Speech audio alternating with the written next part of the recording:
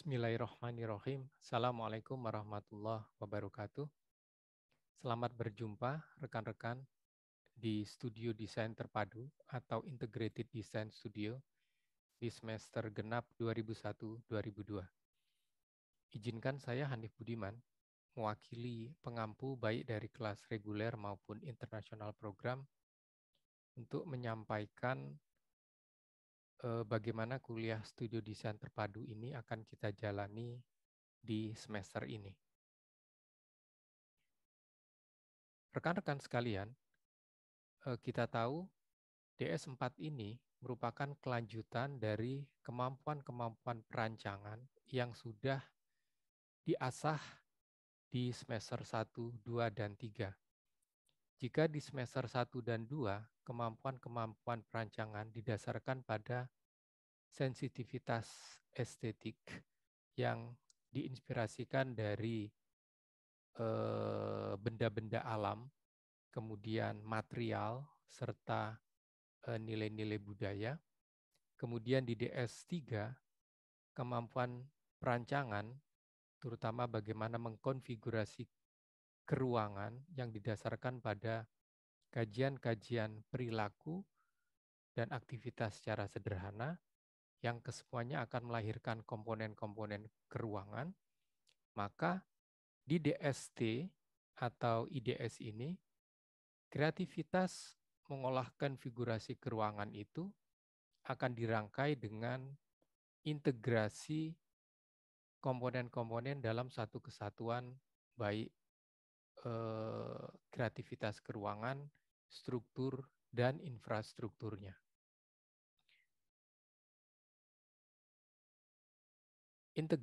Integratif mindset ini, rekan-rekan, sangat penting karena dia akan menjadi dasar sebelum kita akan ditantang pada kompleksitas perancangan yang ada di ADS 1, 2, 3, dan selanjutnya.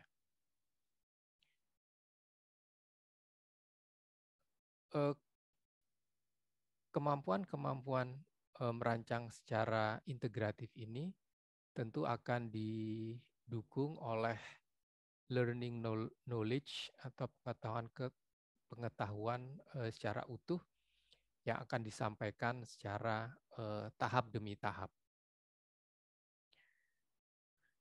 Level atau skala perancangan yang akan kita kembangkan di DST ini, rekan-rekan, pertama adalah bahwa kita akan mengakomodir atau akan mewadahi satu fungsi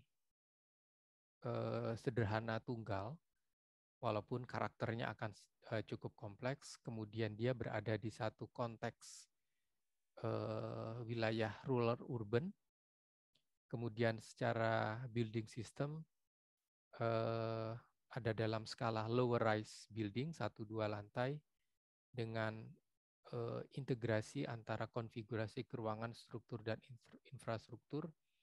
Kemudian bagaimana skala kemampuan dalam memproduksi rancangan itu akan secara komprehensif ditantang untuk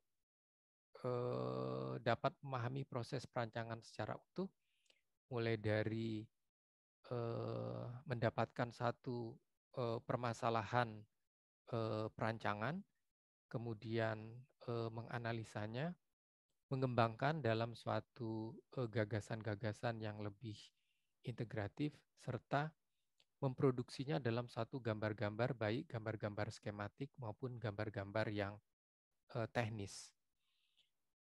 Baik menggunakan kemampuan-kemampuan freehand drawing secara manual, ataupun mengembangkan kemampuan perancangan dengan menggunakan aplikasi digital, baik secara engineering drawing maupun rendering teknik quality. Teman-teman, pemikiran bagaimana merancang secara integratif ini sangat penting menjadi dasar sebelum kita akan merancang satu ruang atau suatu permasalahan-permasalahan yang lebih kompleks lagi nanti. Nah, secara singkat integrasi di sini adalah dimaksudkan bagaimana komponen-komponen yang terbentuk untuk menciptakan suatu nilai ruang yang utuh, dimulai dari bagaimana kita mengolah ruang-ruang secara kreatif. Kita lihat di screen ini, ruang-ruang untuk fungsi tertentu akan memiliki satu konfigurasi ruang yang sangat kreatif, namun kita juga akan mempertimbangkan bagaimana komponen-komponen ini akan memiliki konsekuensi struktur dan infrastruktur terdiri dari komponen-komponen baik itu yang ada di bagian atas, bagian tengah, atau bagian bawah dengan modul-modul atau dimensi yang secara efisien mampu menahan beban dan akan didukung oleh sistem infrastruktur baik itu electrical, kemudian plumbing system, serta infrastruktur yang lain, yang kesemuanya akan menjadi konsekuensi dari bangunan-bangunan yang mulai kompleks komponen-komponennya. Nah, kesemuanya akan menjadi suatu pertimbangan yang saling menguatkan untuk menjadi suatu rancangan-rancangan yang tuntas. Tentu saja dengan olahan kreativitas dan integrasi komponen-komponen, baik struktur maupun infrastruktur, diharapkan ini juga akan memberi kesempatan kita untuk mengolah lebih kreatif lagi unsur-unsur yang lebih detail.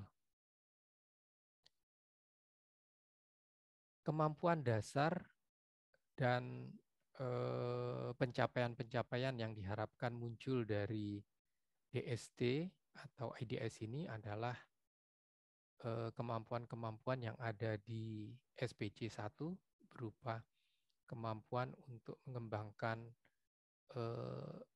hubungan antara arsitektur, ilmu pengetahuan, teknologi, dan seni. Kemudian SPC 7 bagaimana cara berkomunikasi arsitektur lebih expand lagi dari gambar-gambar manual maupun gambar-gambar digital, mengolah dan memproduksi gambar-gambar baik itu dari proses-proses awal observasi skematik hingga gambar-gambar yang teknis, juga dengan kemampuan-kemampuan memproduksi video secara lebih impresif lagi. Kemudian kemampuan lain adalah SPC 8, bagaimana olahan-olahan konfigurasi keruangan sekarang ada di konteks yang lebih kompleks lagi, baik fungsi maupun lokasi maupun site, serta yang terakhir adalah SPC atau kemampuan comprehensive design. Bagaimana mahasiswa terus melakukan proses-proses desain yang utuh dan lengkap, mulai dari dasar-dasar kemampuan memahami, dapat secara kritis memahami problematika yang ada, kemudian menganalisa, membuat solusi-solusi yang inovatif, hingga akhirnya mengembangkan dan mampu mempertanggungjawabkannya ke dalam gagasan-gagasan yang teknis dan logis. Ini rincian-rincian indikator dari SPC-SPC tadi. Secara lebih detail Anda bisa baca nanti di RPS yang ada di kelas masing-masing. Ini contoh-contoh bagaimana kemampuan-kemampuan yang diharapkan sekarang menjadi lebih kompleks, baik kemampuan yang ada di SPC 1 dan SPC-SPC yang lain. Untuk komunikasi, misalnya bagaimana kita terus menggunakan kemampuan-kemampuan manual didukung oleh perkembangan-perkembangan teknologi untuk mendapatkan visualisasi dan render atau tampilan-tampilan yang lebih impresif lagi. Olahan-olahan ruang juga diharapkan menjadi lebih kreatif pada tantangan-tantangan yang lebih kompleks, baik site, tapak maupun fungsi-fungsi yang akan diakomodirnya. Dan yang berikutnya adalah kemampuan-kemampuan mengolah keruangan dalam suatu konteks tapak yang cukup menantang. Dan yang berikutnya adalah kemampuan-kemampuan komprehensif, bagaimana memahami hubungan antara 2 dimensi, 3 dimensi, integrasi building system, baik keruangan, struktur maupun mechanical, electrical, serta plumbingnya, serta proses-proses desain yang utuh mulai dari awal pengembangan hingga hal-hal yang lebih teknis. Nah, rekan-rekan, tahun ini tema yang akan kita kembangkan adalah the new living unit. Kita tahu living unit atau fasilitas-fasilitas untuk hunian sekarang ditantang pada situasi-situasi yang kritis sekaligus butuh solusi-solusi yang kreatif. Lingkungan-lingkungan hunian tidak lagi sekedar untuk bertempat tinggal, tapi juga akan dikombinasikan dengan aktivitas-aktivitas yang lebih kompleks dan tuntutan-tuntutan untuk mendapatkan satu living unit atau lingkungan hunian yang healthy, sehat, sensitif terhadap bagaimana higienitas misalnya, kemudian akan juga memberikan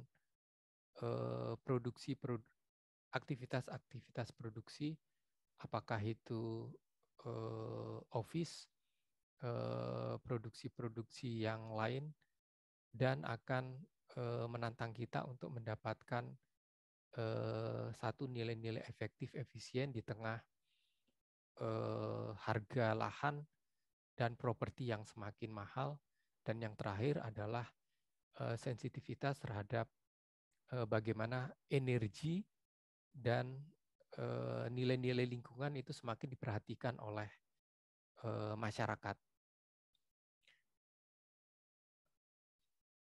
The New Living Unit ini yang akan kita kembangkan pada semester kali ini akan berada di situasi rural urban konteks di kota Yogyakarta tentu saja. Kita akan semakin terus belajar bagaimana Yogyakarta ada pada geografi yang antara wilayah perbukitan dengan kondisi tanah, dengan sumber daya masyarakat dan budaya yang cukup eksotik. Kemudian bagaimana di wilayah-wilayah kota Yogyakarta sekarang berkembang wilayah-wilayah yang semakin padat, dan di sini kita akan mulai belajar dengan secara mendasar bagaimana rural urban context in Yogyakarta menjadi hal yang harus kita perhatikan di awal. Disepakati bahwa skala bangunan yang akan kita kembangkan adalah 250 meter persegi, kemudian site-nya juga tidak lebih dari 250 meter persegi, lower rise building dengan building system yang terintegrasi. Nah, berikut ini teman-teman adalah wilayah-wilayah yang bisa kita berikan untuk masing-masing kelas, di mana wilayah-wilayah ini dikenal sebagai wilayah-wilayah aglomerasi, wilayah-wilayah yang dulu menjadi wilayah-wilayah pinggiran atau rural area, sekarang menjadi wilayah yang berkembang dengan tuntutan karakter urban yang sangat pesat. Silahkan dipelajari secara cepat, Anda bisa mengklik sumber-sumber yang ada di pemerintah atau di akun-akun tertentu untuk mendapatkan gambaran bagaimana konteks rural urban yang ada di kecamatan-kecamatan di seputar kota Yogyakarta. Silahkan Anda bergu 3-4 orang untuk memilih lokasi yang ada di kecamatan tersebut, mendiskusikannya, memaparkan bagaimana tantangan-tantangan yang ada, baik secara alami, sosial kemasyarakatan, maupun building codes, aturan-aturan yang ada di kawasan tersebut untuk menjadi skala-skala bangunan yang dipertimbangkan untuk IDS kali ini. Nah, perkuliahan kita teman-teman akan dikembangkan, ini mungkin sudah disampaikan oleh Prodi di kuliah umum awal di hari Jumat siang ya teman-teman.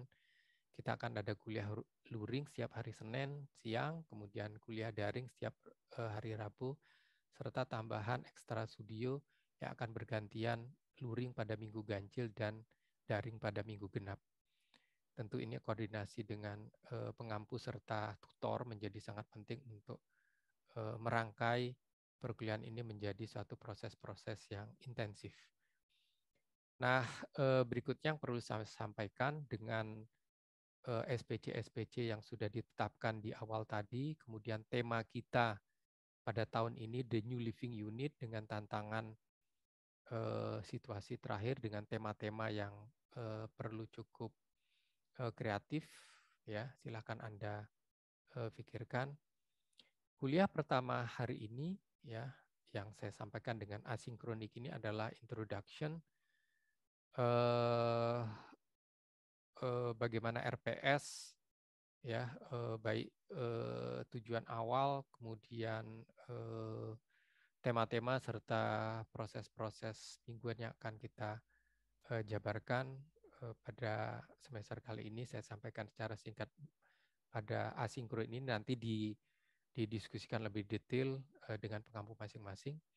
Kemudian setelah itu kuliah-kuliah IDS ini akan diawali dengan pemahaman bagaimana rural urban dalam konteks Yogyakarta. Kita akan mendapatkan public lecture di hari Rabu besok 9 Maret. Kemudian Anda bersama tutor di hari Jumatnya mematangkan, silakan asistensi dan berdiskusi untuk menyelesaikan tugas-tugas yang didapatkan di kuliah luring pada hari Senin dan mungkin tugas di public lecture di hari Rebunya. Kuliah kemudian akan dilanjutkan setelah kita paham bagaimana skala IDS yang akan dikembangkan, konteks rural urban, bagaimana kita memahami masalah-masalah living unit di situasi sekarang ini. Anda akan mendapatkan inspirasi dari asinkron yang akan disampaikan oleh salah satu pengampu untuk mengenerate satu problem statement. Dan setelah itu Anda akan melanjutkan pemikiran desain living unit ini secara individual untuk mencari satu solusi-solusi yang inovatif atas problem yang sudah didapatkan dalam suatu eksplorasi eksperimen-eksperimen komponen atau gagasan-gagasan yang lain secara cepat. Minggu-minggu berikutnya Anda akan diberikan pemahaman-pemahaman dasar untuk mengolah ruang, bagaimana menganalisis kebutuhan, dan mulai melakukan eksplorasi-eksplorasi bentuk setelah di minggu-minggu awal menggunakan manual, lebih mantap, lebih bisa dirasakan bagaimana karakter dan kebutuhan yang rancangan tematik. Anda akan dibantu menggunakan BIM untuk mendapatkan ide-ide yang lebih eksploratif lagi. Nah, setelah itu Anda akan mendiskusikannya lebih matang, ya. Kemudian setelah itu juga Anda akan diperkaya kajian-kajian craftsmanship, bagaimana merangkai, merakit itu sebagai satu komponen-komponen dengan pertimbangan material, satu hubungan konstruksi yang terangkai dengan baik, tetap kreatif untuk memadukan antara komposisi keuangan, struktur, dan infrastruktur. Minggu-minggu berikutnya Anda akan diminta untuk memperhatikan basic strukturnya.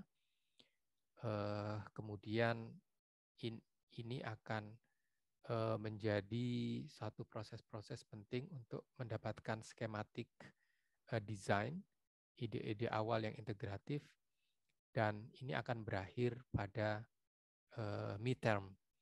Jadi midterm ini teman-teman akan memberikan target bagaimana proses-proses awal living unit ini mencari satu lokasi,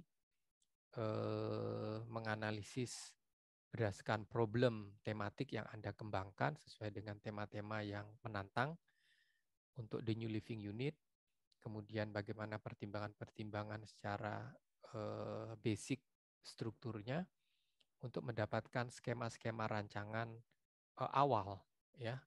Paling tidak dalam gambar-gambar skematik ini, konfigurasi keruangan, tampilan, serta basic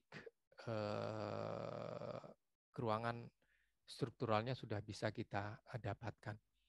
Produk-produknya diharapkan muncul dalam suatu aprep yang kreatif, kemudian 3D modeling yang eksploratif, serta rangkaian-rangkaian proses ini dalam satu sistematika logbook yang cukup baik. Setelah meet, teman-teman, kita akan menjalani proses rancangan living unit dalam IDS ini dalam bentuk-bentuk kajian-kajian yang lebih teknis dan detail lagi, diawali dengan mechanical, electrical, dan plumbing system. Setelah mendapatkan satu gagasan basic integrasi ruang dan strukturnya, kemudian akan dilanjutkan dengan pemahaman-pemahaman bagaimana membuat suatu detail yang lebih tematik, kemudian didukung oleh pemahaman dasar menghitung RAB pada komponen pokoknya, dan diakhiri dengan bagaimana merepresentasikan semuanya dalam bentuk-bentuk gambar-gambar yang teknis, yang dimensi, skala, material, informasi technical dan simbol-simbolnya dapat dibaca sebagai gambar-gambar yang siap untuk dibangun. Seperti itu, teman-teman. Produk akhir dari IDS ini, ya, di samping aprep dengan tentu saja sekarang tuntutannya ada rendering teknik dengan aplikasi yang lebih kuat visualisasinya, kemudian dokumen detail engineering design drawing dengan satu dasar RAB, kemudian animasi yang menggunakan hypermodel, bisa dilihat secara virtual dengan BIMX, kemudian satu desain report. Desain report ini menjadi penting untuk merangkai bagaimana proses desain secara utuh dari awal dapat Anda jelaskan secara utuh. Kemudian video presentasi yang akan menjelaskan secara audio visual proses-proses ini secara utuh. Ini proses-proses evaluasi dan penilaian akan kita lakukan. Penugasan-penugasan mingguan menjadi sangat penting. Pengampu bersama tutor akan terus mencatat progres-progres mingguan, baik skematik sebelum meet maupun proses-proses mingguan yang lebih teknis di pembelajaran setelah meet. Seperti umumnya, kehadiran minimal 75% menjadi syarat sebelum Anda untuk melakukan evaluasi-evaluasi akhir. Ini prinsip-prinsip dasar secara singkat bagaimana definisi role urban nanti akan disampaikan dalam kuliah-kuliah umum berikutnya. Nah, diharapkan dari sini form space organization yang sudah dikembangkan secara kreatif di DS123 akan juga tetap kreatif dikembangkan di DS terpadu ini, DSC atau IDS. Namun sekarang kita akan lebih kembangkan dengan bagaimana merangkainya dalam suatu sistem yang lebih utuh, mulai dari craftsmanship, detail-detail yang lebih tematik, hingga gambar-gambar tenis yang sangat jelas bagaimana standar-standar presentasinya. Ini contoh-contoh saja, di referensi akan diberikan bagaimana gambar-gambar ini akan terus bisa kita pelajari dan kita kerjakan. juga bagaimana infrastruktur misalnya sekarang menjadi tuntutan ruang-ruang secara terintegrasi tersebut. Detail-detail yang sangat tematik, tidak detail-detail standar ya teman-teman, tapi detail-detail yang memang muncul atas dasar the new living unit yang sudah Anda kembangkan tersebut. Rendering teknik juga kita akan berikan kerjasama dengan Lab PAP melalui kuliah umum, tutorial maupun workshop jika nanti diperlukan untuk menggunakan aplikasi-aplikasi yang lebih canggih lagi. Ini referensi yang bisa Anda cari, sudah cukup banyak ada di media online ya. Nanti bisa hubungi dosen masing-masing untuk mendapatkan e-booknya misalnya. Dan terakhir tugas pertama yang akan kita mulai diskusikan hari Senin adalah Anda mencari satu presiden living unit design, kasus-kasus bagaimana perancangan satu hunian, baik yang ada di Indonesia sekarang sudah sangat banyak sekali sumber-sumber, ataupun di mancanegara, bedahlah satu kasus living unit ini ke dalam analisis-analisis komponen yang integrasi, Anda gambar, Anda redraw, Anda trace gitu ya, atau Anda analisis dulu bagaimana komponen-komponen ini terangkai, kemudian gambarkan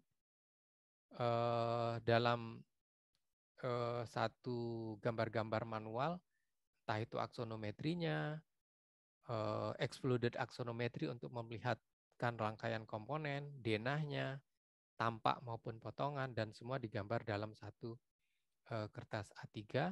Silahkan dibagi secara kolaboratif, seorang membuat apa, dan Anda bersama-sama mendiskusikannya untuk memberikan gambaran bagaimana pemahaman awal terhadap living unit yang terintegrasi itu bisa menjadi dasar sebelum kita merancang di tahap-tahap selanjutnya. Demikian yang bisa kita sampaikan, mudah-mudahan bisa membantu untuk memberikan gambaran bagaimana proses Integrated Design Studio di semester ini akan menantang Anda. Mudah-mudahan Anda bisa menikmati dan jangan sungkan-sungkan untuk berdiskusi dengan tutor, dengan pengampu, dengan rekan-rekan lain agar proses-proses ini lebih eksploratif lagi. Kurang lebihnya mohon maaf, selamat ber-IDS, sampai jumpa, salam sehat. Wassalamualaikum warahmatullahi wabarakatuh.